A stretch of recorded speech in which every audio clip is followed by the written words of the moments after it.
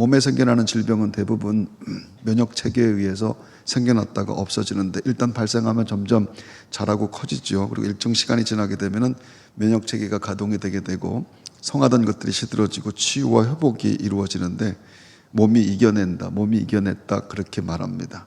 상처나 질병이 면역력에 의해 시들어지지 않으면 계속 싸워야 되고 시간이 지나면 지날수록 그런 몸은 점점 더 힘들어지게 됩니다. 대부분 인간이 갖고 있는 면역력은 놀라울 정도인데 굳이 약을 쓰지 않아도 대부분 이겨낼 수 있는 것들이라 그렇게 말을 합니다.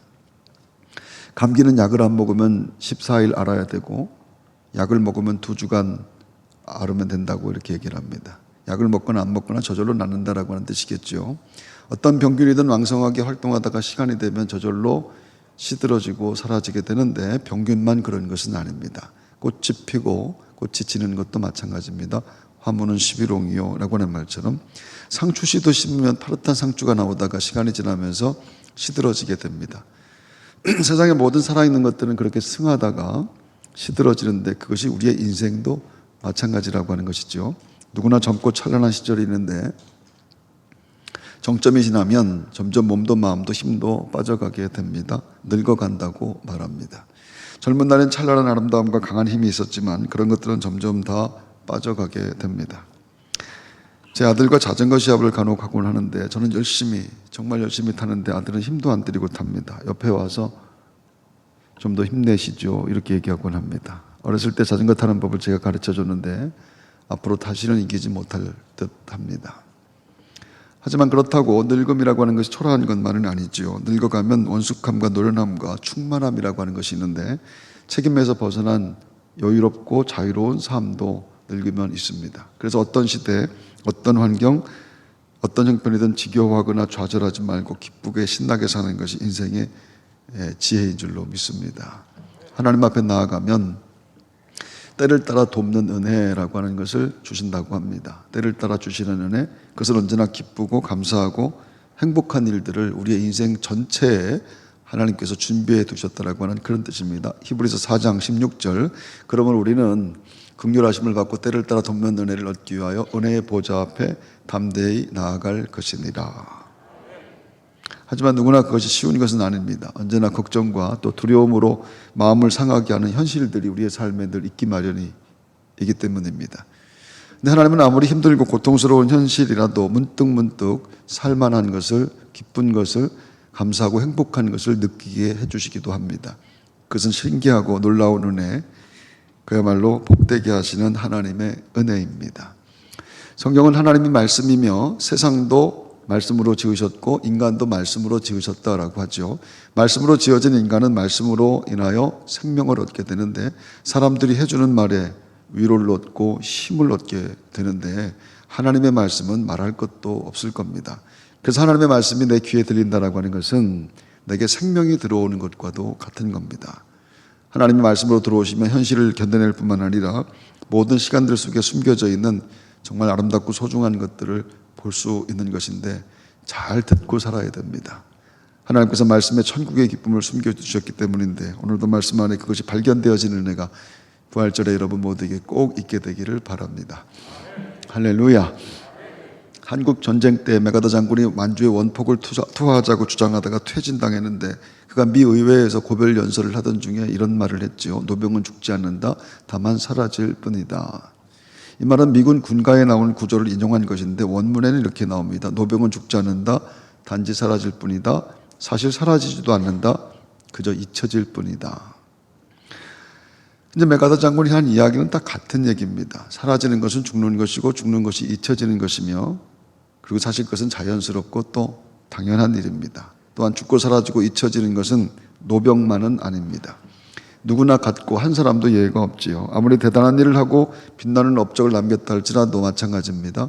위대한 인물들도 어느 순간 보이지 않게 되고 사람들의 관심에서 멀어지고 결국 사라지고 잊혀집니다. 사람들은 태어난 날을 기억해도 죽은 날은 별로 기억하지 않기 마련인데 그리고 세상에 대단하게 죽는 사람들도 거의 없습니다. 여러분 대단하게 죽는 사람들을 본 적이 있습니까? 그냥 어느 날 죽는 겁니다. 만세 한번 외치고 죽었으면 좋겠는데 그 외칠 힘도 없습니다. 그냥 시들다가 어느 날 죽어버립니다. 누구 하나 예외가 없습니다.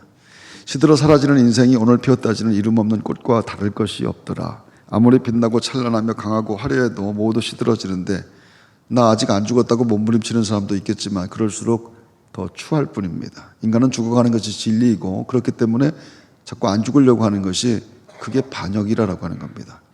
그래서 성경에서 사람들이 조상에게로 나는 조상에게로 돌아간다 이렇게 말을 하죠. 야곱의 아들들을 축복하고 이렇게 유언합니다.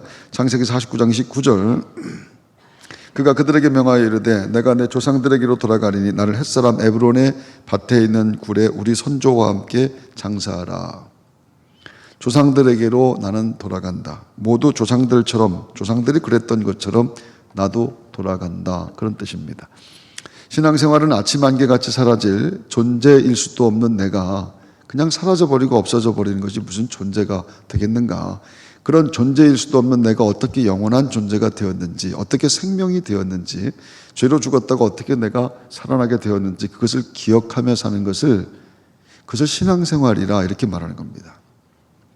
영원이신 하나님이 내게 들어오셨습니다. 나는 그냥 아침 안개처럼 없어지는 그런 존재인데 영원한 하나님께서 내 안에 들어오셨다. 그것이 기억되어지고 또 그것이 마음속에서 움직이게 되는 것. 그때 찬송이 터져나오게 되는 것이죠. 나는 존재일 수도 없는 그런 인생인데 하나님이 내 안에 들어오셨다. 그래서 내 속에서 찬송이 막 터져나오게 되는 것. 성도의 찬송인 줄로 믿습니다.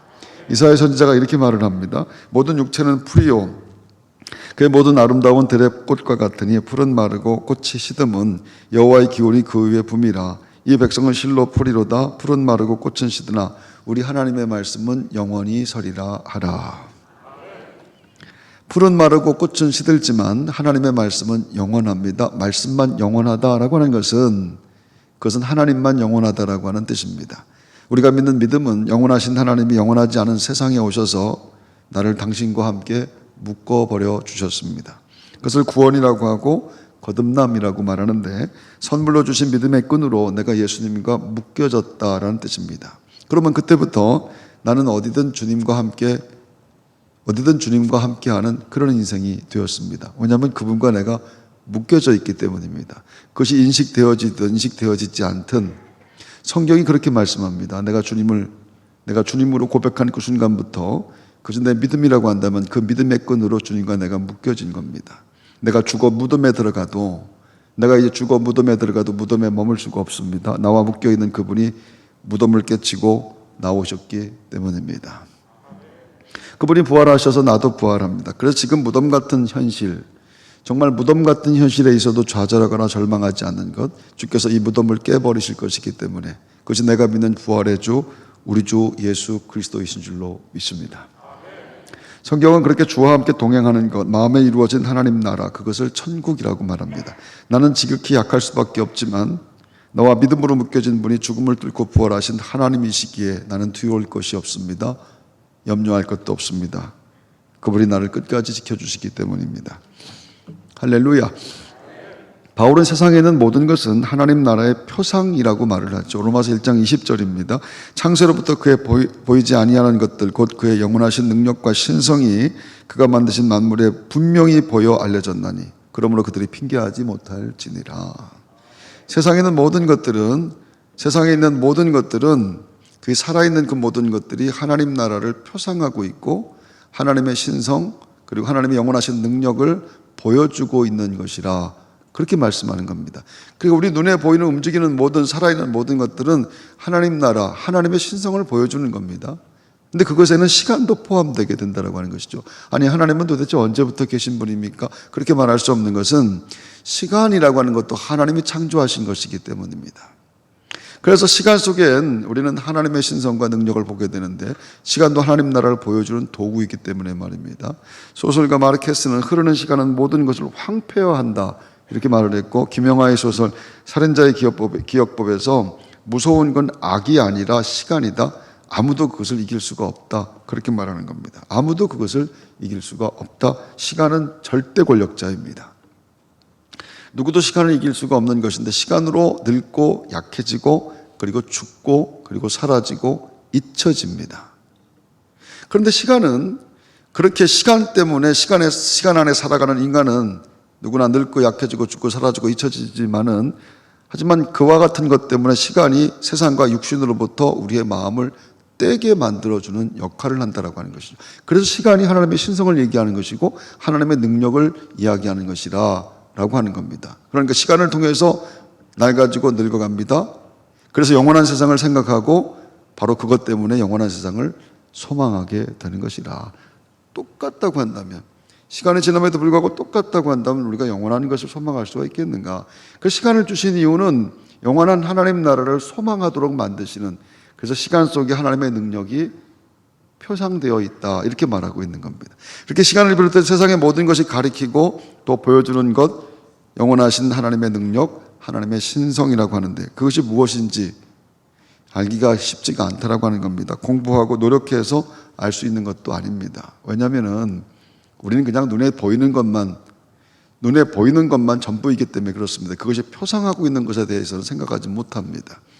그래서 세상과 소유에 집착할 수밖에 없는 것인데, 그것만 보이기 때문에 말입니다. 시간을 되돌려서라도 더 살고 싶고 오래 살고 싶고, 그리고 영원히 할 수만 있다면 영원히 살고 싶은 것이 인간입니다. 선악과 먹을 인간에게 이생 수호 의지는 절대 포기되지 않는다라고 하는 것이죠. 시간에 따라 모든 것이 사라지는데 그래도 단념할 수가 없는 것 말입니다. 그것이 인간이라고 하는 겁니다. 저는 학교 다닐 때 밴드 생활을 조금 했는데, 그룹 사운드라고 하는 것이 유행하던 때였는데 참 열심히 했고요. 그 시절은 제 인생에 너무 소중한 기억입니다. 몇 해 전에 동문회에서 그때의 팀 구성을 해서 공연을 한번 한 적이 있는데, 그것은 올드보이의 귀환이었습니다. 많은 동문들이 그때를 기억했고 함께 기뻐했고 좋아해 주었습니다. 올드보이들의 귀환이라, 옛날에 그 노래, 옛날에 그 복장, 옛날에 그 음악, 이런 거 말입니다. 그런데 그런 공연은 한 번만 하는 겁니다. 계속 그 시절을 추억하고 그때의 마음으로 살려고 하면 사람이 초라해지기 때문에 그렇습니다. 옛날 가수도 그 시대의 팬들을 위해서 그저 몇 년에 한 번씩만 나오면 됩니다. 사람들은 좋아하던 사람의 초라해지는 모습을 보고 싶어 하지 않고 또 보이고 싶어 하지도 않는 겁니다. 요엘 선지자는 요엘 2장 28절, 그 후에 내가 내 영을 만민에게 부어주리니 너희 자녀들이 장래일을 말할 것이며 너희 늙은이는 꿈을 꾸며 너희 젊은이는 이상을 볼 것이며 라고 말합니다. 늙은이는 꿈을 꾸며 라고 했을 때 무슨 꿈을 꾼다고 하나님 말씀하시는 것인가? 하나님 나라에 대한 소망을 의미합니다. 늙은이는 하나님 나라에 대한 소망을 꾸게 되는데, 성령이 임하면 그 꿈을 꾸게 된다라고 합니다. 늙는다고 누구나 하나님 나라를 소망하는 것이 아니라 성령이 임하시면 하나님 나라를 소망하게 되어 있고 꿈꾸게 되어 있다. 주전 597년 에스겔과 1만여 명이 바벨론으로 2차 포로로 잡혀가게 되는데, 그 12년 지난 뒤 이스라엘이 완전히 멸망하게 되죠. 혹시나 우리가 독립할 수 있을까 한 가닥 희망마저 완전히 사라지고 완전히 멸망했습니다. 이 소식을 전해 듣기 바로 하루 전날에 하나님께서 에스겔에게 나타나셔서 환상을 보여주셨는데, 그때 나타난 것이 마른 뼈였습니다.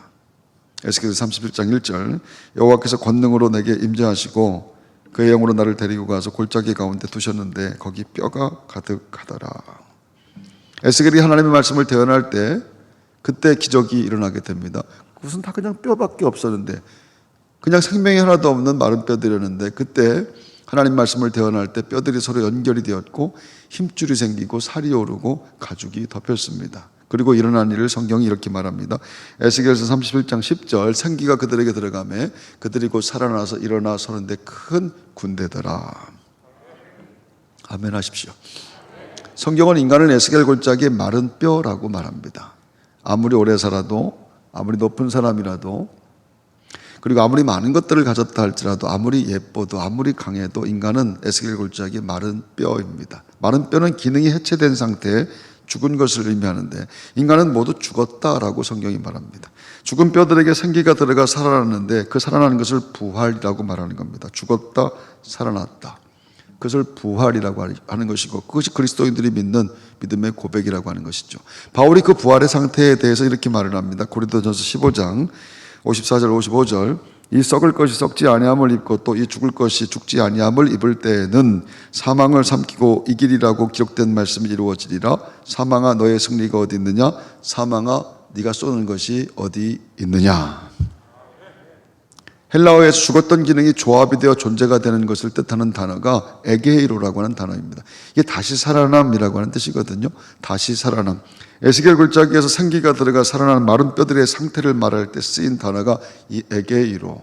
생기가 그들에게 들어가매 그들이 곧 살아나서 일어나 서는데 극히 큰 군대더라.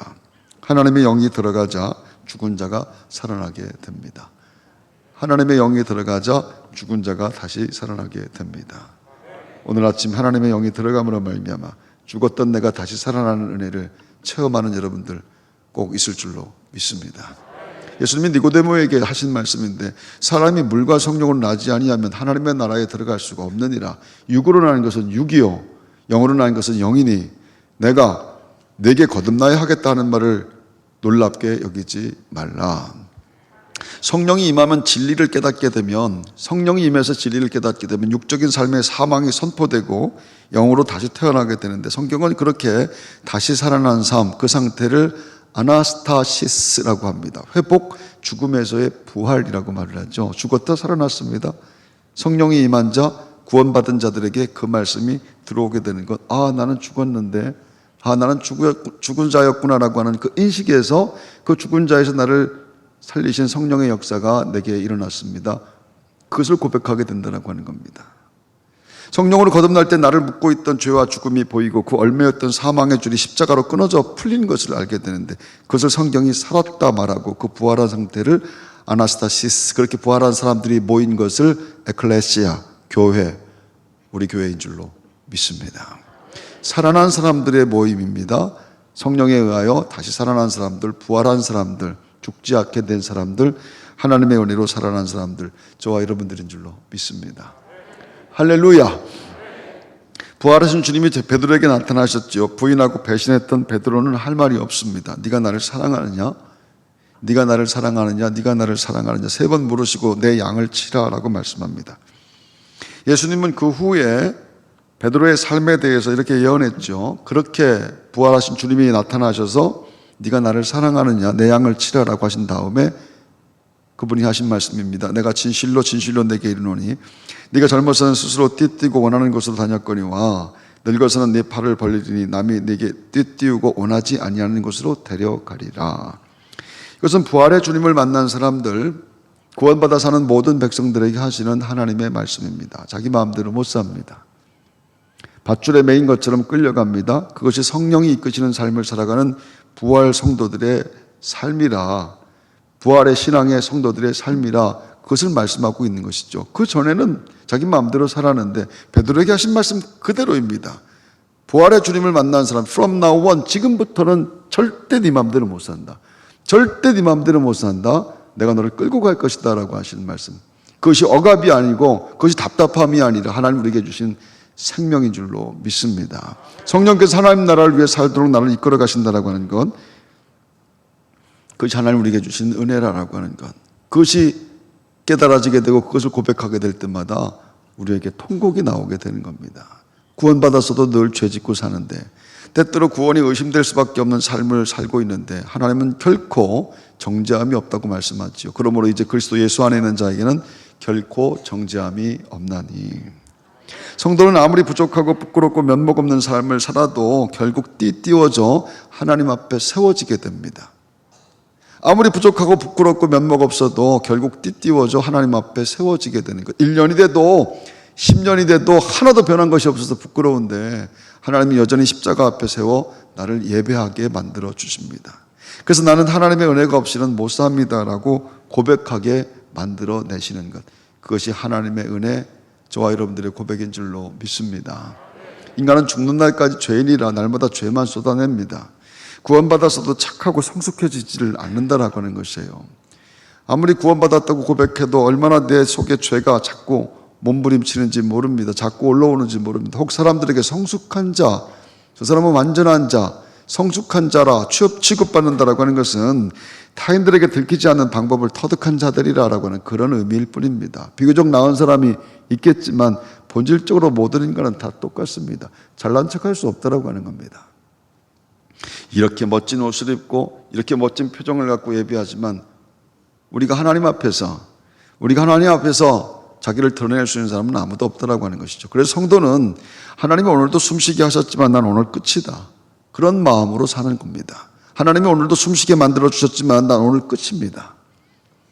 하나님이 붙잡아 주셔서 살 뿐입니다. 하나님께서 붙잡은 손을 놓으시면 나는 오늘 끝난다. 그것이 하나님을 믿는 믿음이라고 하는 거예요. 모든 인생이 하나님께 달려있는 것이죠. 하나님이 기회를 주셔서 오늘 내가 살 수 있으며 오늘도 내가 변함없이 하나님 앞에 예배하고 있는데 하나님이 붙잡은 손을 놓으신다면 나는 오늘 끝나는 겁니다. 그 겸손한 고백을 하나님은 반드시 만들어냅니다. 할렐루야. 그래서 언제나 하나님의 판단과 결정을 신뢰하며 그분의 긍휼과 그분의 자비를 구하며 사는 겁니다. 오늘도 머리에 띠띠우고 끌려와서 나는 이곳에 서 있는데 나는 하나님 앞에 끌려왔습니다. 그리고 천국 가는 그날까지 하나님께서 나를 이끌어 가실 줄로 믿습니다. 그 주님과 함께 십자가에 죽고 주님과 같이 부활한 하나님의 백성들, 성도들의 고백이라고 하는 겁니다. 그렇게 하나님에 의해 이끌려가는 인생을 감지할 수 있을 때 고통스럽던 것들이 감사로 받아들여지며 심지어 부끄럽고 수치스럽고 감추고 싶었던 것들도 하나님의 선물로 보이게 됩니다. 시들어가도 늙어가도 잊혀져가도 괜찮습니다. 부활 믿음의 생명으로 하나님이 나를 덮어버리기 때문에 그 은혜와 그 사랑으로 오늘도 예배하고 있는 줄로 믿습니다. 은퇴한 목사님 한 분이 집에 아무도 없을 때 지하실에 내려가게 되었는데 지하실 내려가다 계단에서 굴러떨어졌다고 합니다. 뼈가 몇 개 부러지고 머리에서 출혈이 심하게 나는데 전화기도 없고 움직일 수도 없었다고 하죠. 죽음이 빛의 속도로 왔습니다. 사랑하고 아껴주는 사람들이 많은데 누구에게도 도움을 청할 수가 없는 것, 아무도 이런 사고를 당한 상태를 모르기 때문에 그렇습니다. 정말 죽음이라고 하는 것이 빛의 속도로 오더라. 너무 황당하게 죽음이 왔는데 정말 이렇게 죽음이 올 줄은 몰랐다라고 하는 것을 그 순간에 생각하는데, 아니 그런데 누구나 다 마찬가지라고 하는 것이죠. 누구나 다 죽음이라고 하는 것은 빛의 속도로 오는 겁니다. 내가 이렇게 죽을 줄 알고 사는 사람이 세상에 단 한 명도 없다라고 하는 것인데 말입니다. 그분은 정말 구사일생으로 살아났다고 하죠. 그 후 인생이 완전하게 달라졌다고 합니다. 나는 정말 평생 신앙생활을 했는데 그때 내 인생이 달라졌다고 하는 것. 왜? 죽었다 살아났기 때문에 말입니다. 나는 정말 죽었었는데 그때 죽었다 나는 살아났다라고 하는 것. 여러분 잘 들으십시오. 인생은요, 새로워지는 것은요, 죽었다 살아나는 것 없이는 절대로 안 되는데, 그렇다고 우리가 모두가 사고를 당하고 나서 그것을 깨달아야 되는 것은 아니지 않겠는가. 성도는 죄로 죽은 자신에게 들어온 생명을 감지하는 사람들을 뜻합니다. 나는 죄로 죽었는데 생명이 들어왔습니다. 죽음이 어느 순간 빛의 속도로 오는 것처럼 생명이 빛처럼 들어온 것, 그것이 구원받은 성도들의 고백인데, 무덤을 열고 부활하신 주님이 말씀으로 내 안에 들어오셨습니다. 사망을 이긴 영원한 생명이 내 속에 죄된 욕망과 탐욕을 계속해서 제거해 나가는 것을 나는 느끼고 있습니다. 그분의 부활하심으로 나도 부활합니다. 성도는 그 부활의 믿음으로 사는데, 그래서 이 불안한 세상을 살면서도, 이 두려운 세상을 살면서도 한순간 어떻게 될지 모르는 그런, 내일 어떻게 될지 모르는 순간을 살면서도 평안의 노래를 부르는 사람들, 그들을 성도라고 하는 겁니다. 사망아 너의 승리가 어디 있느냐? 사망아 네가 쏘는 것이 어디 있느냐? 아멘 하십시오. 할렐루야. 이제 우리 교회는 거의 다 죽었습니다. 쓸모없는 자부심과 교만, 시도 때도 없이 분기탱천하던 성질들, 터줏대감 되고 싶던 마음들이 다 시들고 이제 다 죽어버렸습니다. 그래서 점점 세월이 갈수록 더 여유롭고 우리 교회가 더 넉넉하고 우리 교회가 더 부요합니다. 교회가 부활신앙으로 무장되어서 날마다 새로워지기 때문인 줄로 믿습니다. 교회와 함께 늙어가는 성도들, 정말 교회와 함께 같이 늙어가는 성도들, 시간이 갈수록 더 분명해지는 믿음의 고백들, 부활의 주님과 함께는 생명력 있는 믿음들, 여러분들의 복된 믿음, 그 믿음으로 승리하는 여러분 모두가 되시기를 주의 이름으로 축원합니다.